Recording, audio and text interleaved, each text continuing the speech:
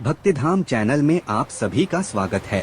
बहुत समय पहले भगवान जगन्नाथ की स्थापना की एक अद्भुत और रहस्यमयी कथा शुरू होती है। यह कहानी भक्ति, विश्वास और चमत्कार से भरी हुई है। पुराने समय में राजा इंद्रद्युम्न नाम के एक महान और धर्मप्रिय राजा थे। वे भगवान विष्णु के बहुत बड़े भक्त थे। एक रात उन्होंने सपना देखा कि स्वयं भगवान उन्हें एक दिव्य रूप में दर्शन देकर बोले, मैं धरती पर एक विशेष रूप में प्रकट होना चाहता हूँ, मुझे खोजो और मेरी स्थापना करो। सुबह होते ही राजा बेचैन हो गए। उन्होंने अपने सैनिकों और पुजारियों को चारों दिशाओं में भेजा। कई दिनों की खोज के बाद पता चला कि समुद्र किनारे एक दिव्य नीम की लकड़ी का लट्ठा बहकर आया है, जिससे अद्भुत प्रकाश निकल रहा था।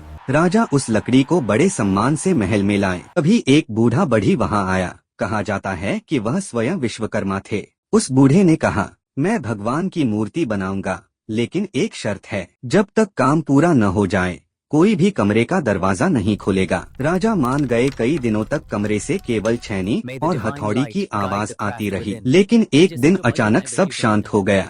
रानी घबरा गई। उन्हें लगा कि बूढ़े को कुछ हो गया है। उन्होंने राजा से दरवाजा खोलने की विनती की। बहुत मना करने के बाद भी राजा खुद को रोक नहीं पाए और दरवाजा खोल दिया। दरवाजा खुलते ही सब हैरान रह गए। कमरे में भगवान जगन्नाथ, बलभद्र और सुभद्रा की मूर्तियां थीं, लेकिन उनके हाथ पैर पूरी तरह बने नहीं थे और वह बूढ़ा बढ़ी गायब हो चुका था। राजा दुखी हो गए कि उनकी अधीरता की वजह से मूर्तियां अधूरी रह गईं। तभी आकाशवाणी हुई, हे राजा, यही मेरा दिव्य रूप है, इसी रूप में मेरी पूजा होगी। राजा की आंखों से आंसू बहने लगे।